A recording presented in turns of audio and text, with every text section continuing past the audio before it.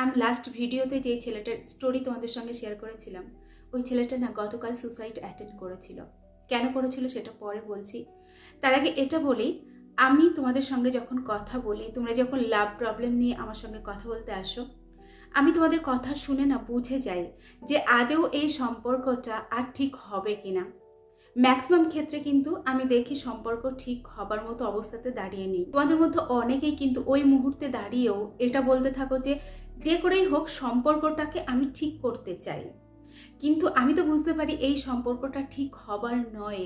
আমি তোমাদেরকে কিন্তু আস্তে আস্তে বোঝাতে থাকি যে কিভাবে তুমি এখান থেকে মুভ অন করবে। কারণ যেই মানুষটা তার পছন্দের তালিকার থেকে তোমাকে এই মুহূর্তে সরিয়ে দিয়েছে, তুমি যাই করো না কেন এই সময় তুমি কিন্তু তার কাছাকাছি যেতে পারবে না, তার মন ছুঁতে আর পারবে না।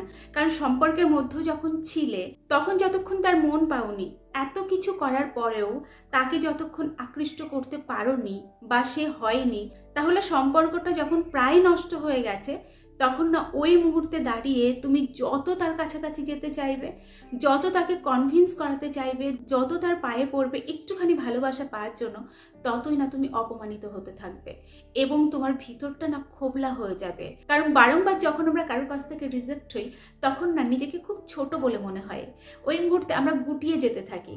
এই কারণেই আমি তোমাদেরকে কিন্তু নিষেধ করি, যখন দেখছো তোমার ভালোবাসার মানুষটি তোমাকে সরিয়ে দেওয়ার চেষ্টা করছে, অনেক রকম প্ল্যানিং করেছে তোমাকে সরিয়ে দেওয়ার, তখন তোমার হাজার কষ্ট হলেও ওখান থেকে তোমাকে নীরবে সরে আসতে হবে। এটা কিন্তু আমি সবাইকে বোঝানোর চেষ্টা করি।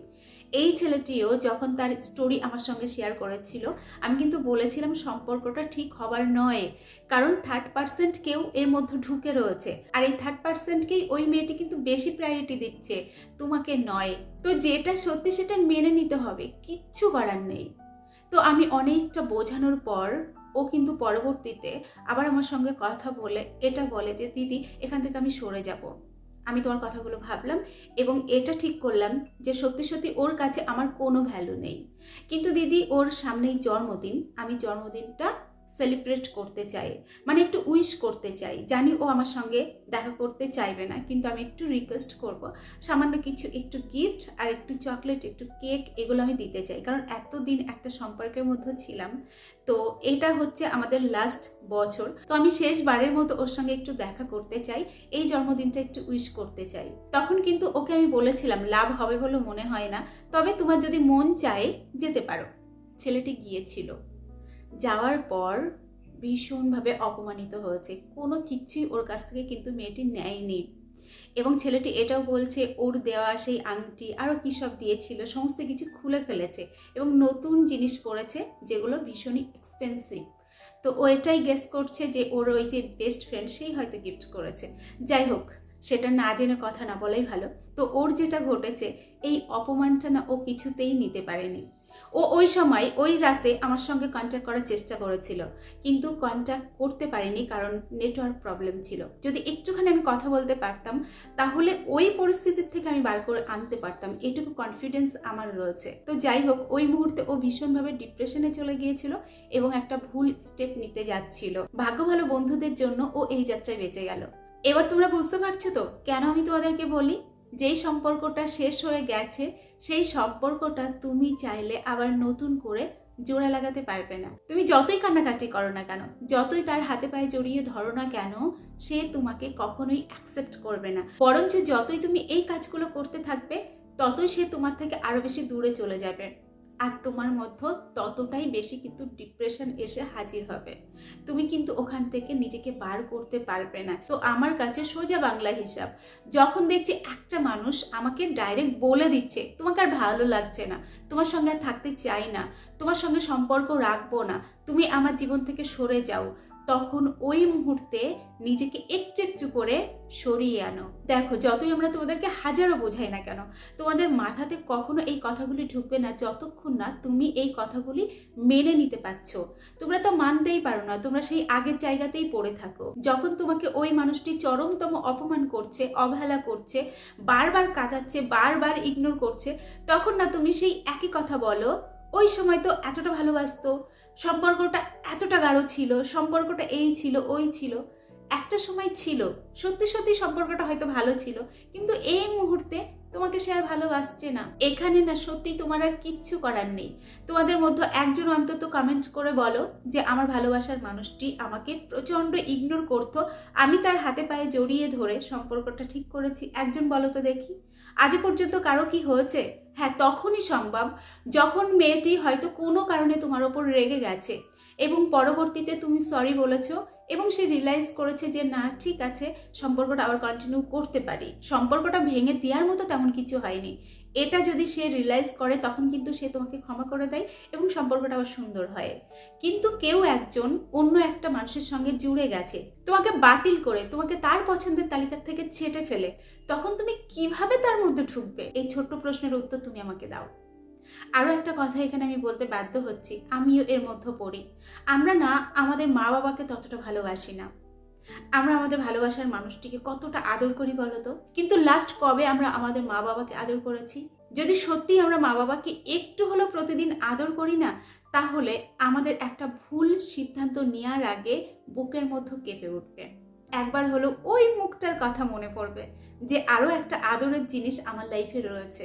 আমার সবার কাছে অনুরোধ, যাদের বাবা মা কাছে রয়েছে, একটু হলেও মায়ের কাছে গিয়ে বসো, মায়ের ছোঁয়া নাও, মায়ের কোলে মাথাটা রাখো, মা দেখবে মাথার মতো বিলি কেটে দিচ্ছে, তোমার কপালে চুমু খাচ্ছে। তুমি আমাকে একটু আদর করে দাও, সময় সুযোগ পেলে বাবাকেও একটু আদর করে দাও, একটুখানি তুমি তাদের ছোঁয়া নাও, দেখবে কখনো না এই পৃথিবী ছেড়ে যেতে ইচ্ছা করবে না। কোনো একজন ভালোবাসার মানুষের ওপর ডিপেন্ড হয়ে তুমি পড়বে না, কারণ তোমার লাইফে আরও স্ট্রংলি একটা ভালোবাসা রয়েছে, সেটা হচ্ছে বাবা মায়ের ভালোবাসা। আমরা মানুষগুলো ছোঁয়া নিই না বলেই না আমরা ভুলভাল সিদ্ধান্ত নিয়ে ফেলি। মাত্র 1 বছরের রিলেশন, 2 বছরের রিলেশন, 3 বছরের রিলেশন, সেই রিলেশনশিপটা যতই ডিপলি হোক না কেন, ওই মানুষটা যদি সত্যি তোমাকে ভালোবাসতো তাহলে একটা ফোঁটা চোখের জল তোমার ফেলতে দিত না। যখন দেখছে যে তুমি প্রচন্ড কষ্ট পাচ্ছ, তখন না সে নিজেকে ধরে রাখতে পারতো না। আজকে একটা জিনিস ভাবো, আমি যদি কষ্ট পাই, আমার মা চোখের সামনে সেটা দেখছে, আমার মা কি সেখান থেকে সরে যেতে পারবে?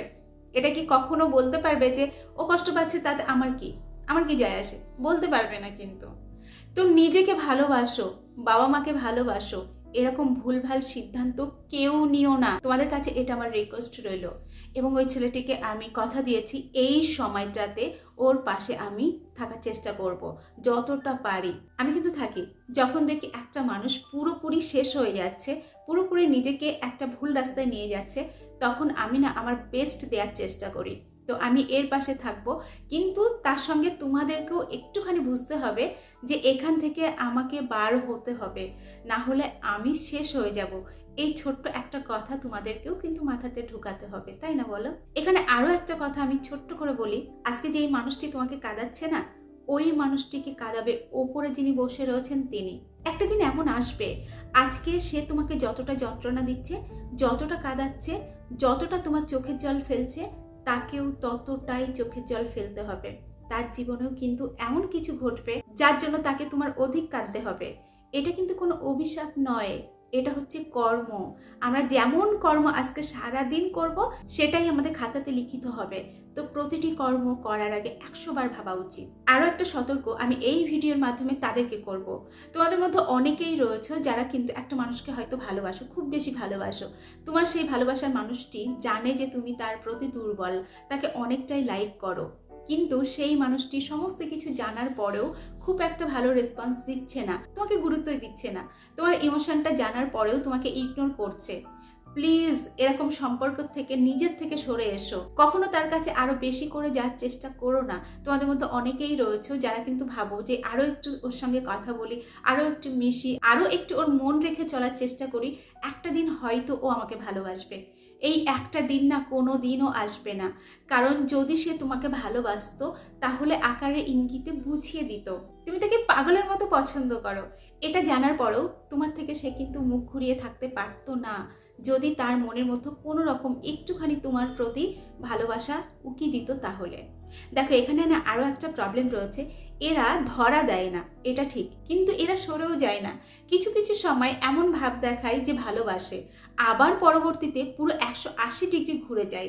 এমন একটা ভাব দেখায় যে তুমি তার কাছে একদম তুচ্ছ একটা মানুষ। এটা যদি তোমার লাইফে ঘটে থাকে, ওই মানুষটির কাছ থেকে যতটা দ্রুত সম্ভব সরে এসো। কখনো এরকম মানুষের কাছে থেকো না। এই ধরনের মানুষ কিন্তু কখনো তোমাকে সম্মান দেবে না, তোমাকে কখনোই আপন করে নেবে না। এটা বোঝার চেষ্টা করো এবং ওখান থেকে সরে এসো। নিজেকে নিয়ে একটু ভালো থাকো না, একটু পজিটিভ ভাবো না। দেখবে একটা সময় তোমার লাইফে তোমাকে ভালোবেসে কেউ না কেউ এসে গেছে এবং তোমাকে কখনো তার কাছে ভিখারির মতো ভালোবাসা চাইতে হচ্ছে না, তোমাকে বলতে হচ্ছে না তোমার ভালোবাসার নিড রয়েছে। সে কিন্তু বুঝে যাবে এবং সে তোমাকে মাথায় তুলে রাখবে। এরকম একজন মানুষ প্রত্যেকের জীবনে আসে, তার জন্য ধৈর্য ধরো, একটু অপেক্ষা করো। ভুল মানুষকে জীবনে প্রায়োরিটি দিও না, এটাই তোমাদের কাছে আমার ছোট্ট অনুরোধ। তো চলো আজকের ভিডিও এখানে শেষ করছি। এতক্ষণ আমি তোমাদের সঙ্গে ছিলাম তোমাদের বন্ধু রচিনা ব্যানার্জি। আবার তোমাদের সঙ্গে দেখা হচ্ছে নেক্সট ভিডিওতে। ততক্ষণ সকলে ভালো থেকো, সুস্থ থেকো।